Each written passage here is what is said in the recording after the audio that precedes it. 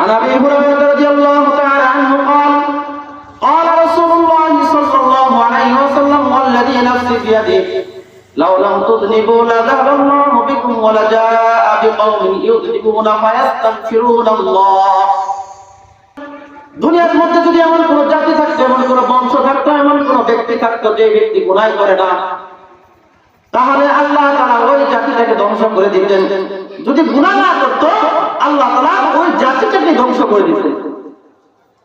অতঃপর আল্লাহ রাসূল সুম্মা লাজা বিকওমিন ইউযনিবুনা ফায়াস্তাগফিরুনাল্লাহ, অতঃপর আল্লাহ তাআলা এমন একটা জাতি আনতেন যে জাতিটা গুনাহ করত এবং আল্লাহ তাআলার কাছে চোখের পানি ঝরে ঝরে কান্না করে করে আল্লাহ তাআলার কাছে মাফ চাইতো। ফায়াগফিরুলাহুম, অতঃপর আল্লাহ তাআলা তাদের কান্না দেখে তাদের মাফ চাওয়া দেখে আল্লাহ তাআলা তাদের মাফ করে দিতেন। সুবহানাল্লাহ। এই হাদিসটা বর্ণনা করার কারণটা কি জানেন?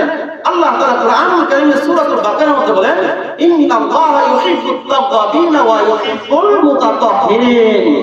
আল্লাহ তাআলা তওবাকারীদেরকে বেশি বেশি ভালোবাসেন এবং যারা বেশি বেশি পবিত্র থাকেন, যারা বেশি বেশি নাপাক থেকে নিজেকে পবিত্র রাখেন, এই ব্যক্তিদেরকে আল্লাহ তাআলা বেশি ভালোবাসেন। সুবহানাল্লাহ।